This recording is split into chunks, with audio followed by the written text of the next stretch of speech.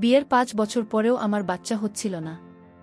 এই জন্য আমার স্বামী, শ্বশুর, শাশুড়ি এবং স্বামীর সকল আত্মীয় স্বজন আমাকে আট কুকুর বলে গালি দিতে লাগল।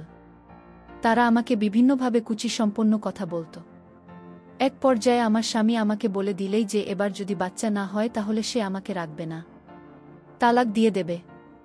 তারপর বিষয়টা আমি আমার বাবার কাছে খুলে বলি, আর বাবা আমার মুখ থেকে এসব কথা শুনে একদিন রাতে বাচ্চা হওয়ার জন্য আমার সাথে যা করেছিল তা শুনলে বন্ধুরা তোমাদের মাথা ঘুরে যাবে। তাহলে চলুন বন্ধুরা গল্পটি শুরু করি। গল্পটি শুরু করার আগে বন্ধুরা তোমাদের নিকট আমার বিশেষ অনুরোধ, দয়া করে তোমরা আমার চ্যানেলটি সাবস্ক্রাইব করে আমাকে সাপোর্ট করবে। হ্যালো বন্ধুরা, আমি তোমা। বর্তমানে আমি প্রবাসে আছি। আমি বিদেশে একটি গার্মেন্টসে চাকরি করি। আমার জীবনে বন্ধুরা একটা ট্র্যাজেডি আছে, একটা হৃদয় বিদারক ঘটনা আছে। ঘটনাটি শুনলে হয়তো তোমার চোখের পানি ধরে রাখতে পারবে না। ঘটনাটি তখনকার সময়ে বন্ধুরা যখন আমার বয়স 14 কি 15 হবে। আমি বাংলাদেশের একজন মেয়ে।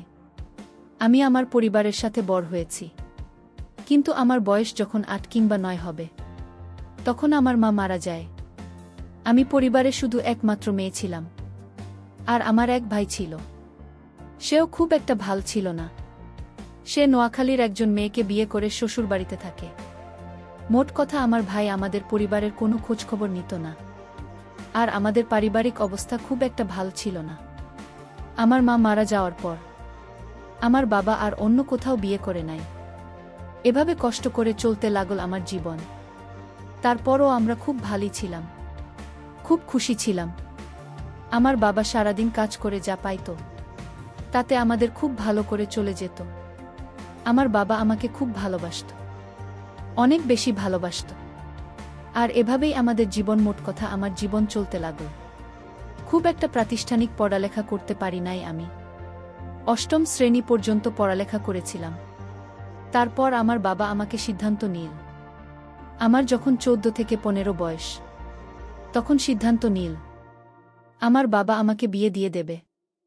আমি আর আমার বাবার কথা অমান্য করতে পারলাম না, কারণ আমার বাবা মধ্যবয়স্ক, আর তাছাড়া ও বাবা কাম কাজও খুব একটা বেশি করতে পারে না।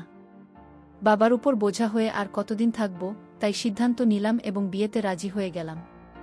আর এদিকে আমার বাবা আমার জন্য পাত্র দেখা শুরু করল। পাত্র দেখতে দেখতে হঠাৎ একদিন আমার বাবা একটি ভালো পাত্রের সন্ধান পেল। কিন্তু পাত্র ছিল বেকার, সে কিছু করত না। কিন্তু পাত্রীর বাবা মায়ের পারিবারিক অবস্থা ভালো ছিল, খুব বংশী পরিবারের লোক ছিল। সবকিছু ভেবেই আমার বাবা এখানে আমাকে বিয়ে দিতে সম্মতি হল। আমিও সেখানেই গিয়ে বসতে রাজি হয়ে গেলাম। তারপর আমার বাবা আমাকে ধুমধাম করে বিয়ে দিল। বিয়ে দেওয়ার পর বিয়ের প্রথম রাতে যখন আমার স্বামী আমার কাছে আসলো, তখন আমার কাছে কেমন জানি মনে হলো নেশাকর ভাব। আমি হয়তো তাকে খুব একটা বেশি বুঝতে পারি নাই। প্রথম প্রথম তো ভাবছি হয়তো এরকম হতে পারে, কিন্তু যখন সপ্তাহখানেক গেল তখন দেখলাম আরও বেশি সমস্যা। আমি বুঝতে পারছি না সে কেন আমার কাছে এরকম করে। যাই হোক, অবশেষে আমি তাকে মানিয়ে নিতে পেরেছিলাম এবং বুঝতে পারছিলাম যে তার এটা প্রথম বিদায় আমাকে দেখে সংকোচ বোধ করছিল। কিন্তু আমি বেশ কিছুদিন দেখার পরেও আমি আমার স্বামীর কাছ থেকে কাঙ্ক্ষিত মনের কোনো কিছুই পাইনি। অর্থাৎ একটা স্ত্রী একটা স্বামীর কাছ থেকে যা আশা করে তার কোনো কিছুই আমি পাইনি। সে 2 থেকে 3 মিনিটে আমার উপর অবস্থান করতে পারে না। তারপরও আমাকে ধৈর্য ধরে থাকতে হয়েছে, কারণ আমি গরিব ঘরের মেয়ে।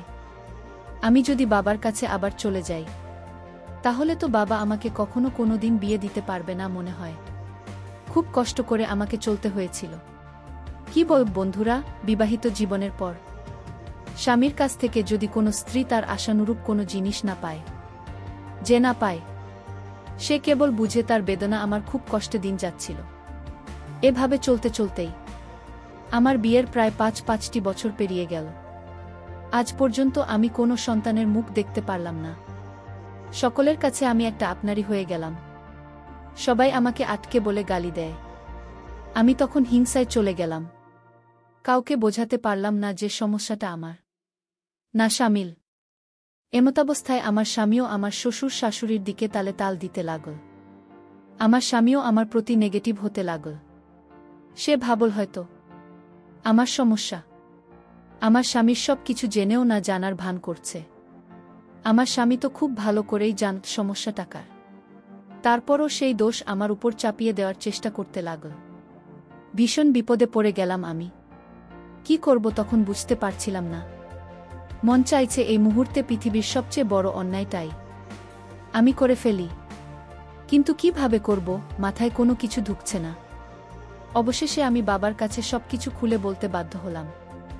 বাবা আমার সব কিছু শুনে কিছুক্ষণ চুপ করে রইল। চুপ করে থাকার পর বাবা মাকে সান্ত্বনা দেওয়ার চেষ্টা করল যতটুকু পারে। তারপর বাবা মাকে বলল, মা, মা, তুই কোনো চিন্তা করিস না, একটা না একটা ব্যবস্থা হবে।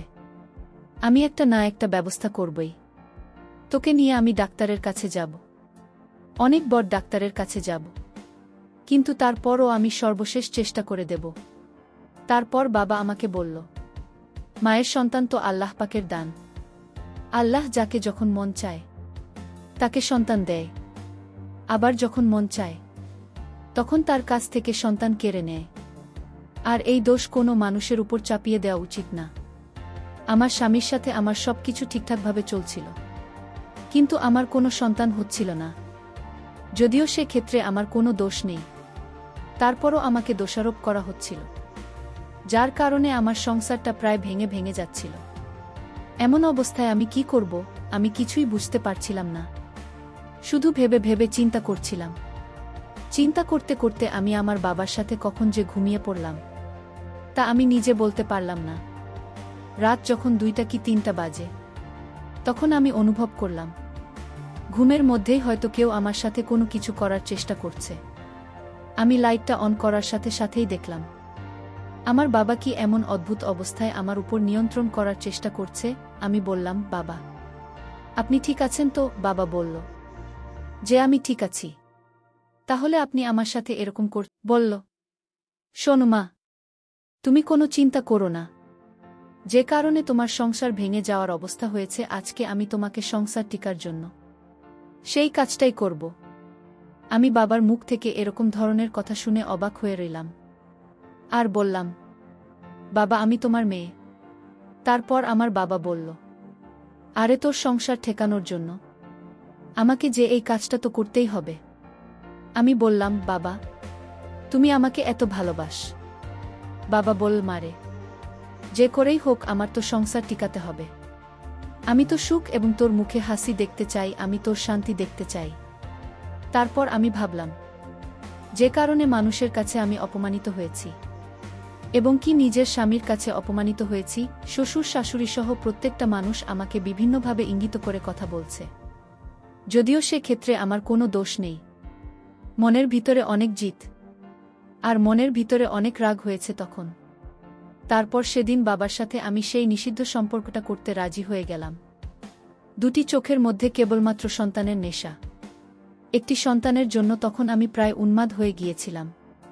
যে করে হোক আমি একটি সন্তান চাই, তাহলে আমার সংসার, আমার পরিবার টিকে যাবে। তারপর আমি আর বাবাকে বাধা দেওয়ার চেষ্টা করলাম না। মনের সমস্ত ক্ষুধা বাবাকে দিয়ে মেটানোর চেষ্টা করলাম এবং সেই সাথে আমি একটি বাচ্চা পাব। তখন কি স্বামী আর কে বাবা, এই সমস্ত কিছু মাথা থেকে ভুলে গেলাম। মেতে উঠলাম নিষিদ্ধ কোনো এক লীলায়, যে লীলা পৃথিবীর সমস্ত আইন বহির্ভূত। প্রথম যখন বাবা আমার সাথে প্রস্তুত নিচ্ছিলেন, তখন আমার মনে হলো আমার জীবনে প্রথম আমি কোনো এক নিষিদ্ধ লীলায় যাচ্ছি। কিন্তু আমি যখন প্রথম বাবার এমন প্রস্তুত অবস্থায় বাবার দিকে তাকালাম, তখন যা দেখতে পেলাম তা দেখে তো আমার দম বন্ধ হয়ে যাওয়ার মতো অবস্থা হলো। আর মনে মনে ভাবলাম, এটা দেখতে যে ভয়ঙ্কর, ওটা দিয়ে কাজ করলে না জানি আমার কি অবস্থা হয়। তারপরেও ভাবলাম না, আমার সন্তান প্রয়োজন। যদিও আমার বাবার বয়স প্রায় 50-এর মধ্যে, তারপরেও যে এত স্ট্রং আর এত শক্তিশালী তা আমার নিজের চোখকে বিশ্বাস করাতে পারেন। মনে মনে ভাবলাম, বাবা এতদিন কিভাবে একা একা রইল। এত পাওয়ার থাকার পরেও বাবা কোনো বিয়ে করে নাই। আজকে আমি আমার বিবাহিত জীবনে 5 বছরে যা পাই না, তা আমি আমার বাবার কাছ থেকে উসুল করব। তখন কি স্বামী আর কে? বাবা মাথার মধ্যেই সব কিছু নেই। যাই হোক, বাবা যখন আমার উপর পরিপূর্ণ নিয়ন্ত্রণ নিল, আমার কাছে মনে হলো যেন বিদেশিদের মতো অবস্থা। সেই দিন বাবা মাকে যে সুখ দিয়েছিল, তা আমি আমার বিবাহিত 5 বছর জীবনেও পাই নাই। অকর্মা দেবীর কাছে বাবা আমাকে বিয়ে দিয়েছে। বাবার আদর পেয়ে আমার কাছে প্রথম দিনেই মনে হলো যেন আমার কাজ হয়ে যাবে। এইভাবে বাবার সাথে আমার 10 দিন হয়েছিল। তারপর আমি আমার স্বামীর বাড়ি চলে গেলাম। তারপর আমার স্বামীর সাথে বেশ কিছুদিন হয়েছিল। এইভাবে 2 মাস যাওয়ার পর আমার কাছে মনে হলো আমি সন্তান সম্ভবা। যখন আমি সন্তান সম্ভবা হই, তখন আমার স্বামী যেখানে খুশি হওয়ার কথা, সেখানে আমার সন্তান নিয়ে বিভিন্ন এলোপাতারি কথা বলছে এটা নাকি তার সন্তান না। আমি বললাম, আপনি আমার স্বামী, আপনি এসব কি বলছেন? তখন আমার স্বামী বলল, আমি জানি আমার যে পাওয়ার আমি কখনো বাবা হতে পারবো। সত্যি করে বল, এটা কার সন্তান? কি বল? বন্ধুরা, তার মুখ থেকে এমন কথা শুনে মাথায় আগুন ধরে গেল। হয়ে গেল তার সাথে আমার তুমুল ঝগড়া। তার মতো একটা অপদার্থ সাথে জীবন কাটানোর চাইতে আমার বড় ভাবাই ভালো, যে নাকি পড়াশ পেরিয়ে যাওয়ার পরেও এখনো পুরো ফিট। তারপর 10 মাস পর আমার কুল উজাড় করে একটি পুত্র সন্তান হল।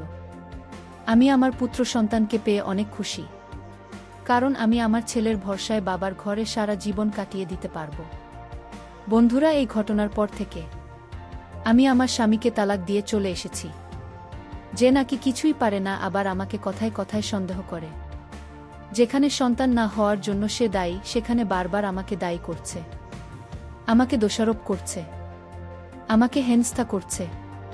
তারপর থেকে বন্ধুরা একবারে চলে আসলাম বাবার কাছে। এখন বাবাই আমার সব। বাবা আর আমি এবং আমার সন্তান নিয়ে খুব সুখেই ছিলাম। আমার সন্তানের বয়স যখন 6, তখন সন্তানের ভবিষ্যতের কথা চিন্তা করে নিজের পায়ে দাঁড়িয়ে একটা কিছু করব ভাবছিলাম। এই চিন্তায় আমি গ্রামের বাড়ি থেকে ঢাকায় চলে আসলাম। ঢাকায় এসে একটা গার্মেন্টসে চাকরি নিলাম, এবং গার্মেন্টসে চাকরি নেওয়ার পর বছর খানেক পরে গার্মেন্টসের চাকরির মাধ্যমে বিদেশ যাওয়ার সুযোগ পেলাম। বন্ধুরা, এখন আমি খুব সুখে আছি, বিদেশে চাকরি করছি, ভাল চলছি। আমার কোনো কিছুর এখন অভাব নেই। অভাব শুধু ভিন্ন কিছুর, যা কোনোদিন পূর্ণিয়া নয়। জীবনের সমস্ত স্বপ্নগুলো একেবারে ভেঙে চুরমার হয়ে যায় একটি মাত্র ভুলের কারণে।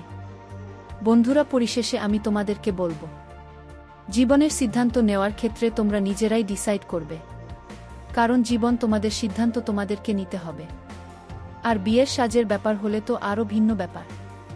আর মেয়েদেরকে বলব, যাদের এখনো বিয়ে হয়নি, তোমরা কখনো বেকার ছেলেকে বিয়ে করবে না। পরিবারের অনেক কিছু থাকলেও সম্মানিত অভিভাবকদেরকে বলবো, কর্মগুণ দেখে ছেলে মেয়েদের সম্বন্ধ দেওয়াই উত্তম। বন্ধুরা, আজকে এই পর্যন্তই। আবারও আসব তোমাদের মধ্যে নতুন কোনো ভিডিও নিয়ে। ভিডিওটি যদি তোমাদের ভালো লাগে, তাহলে একটি লাইক দাও। প্রতিদিন আমি তোমাদেরকে একটা করে নতুন গল্প উপহার দিব, তাই তোমাদেরকে অনুরোধ করে বলছি, তোমরা যদি এরকম ধরনের ইন্টারেস্টিং গল্প পেতে চাও, তাহলে দয়া করে আমার চ্যানেলটি সাবস্ক্রাইব করো। পরিশেষে তোমাদের সকলের সুস্বাস্থ্য কামনা করি। ভিডিওটি দেখার জন্য তোমাদের সকলকে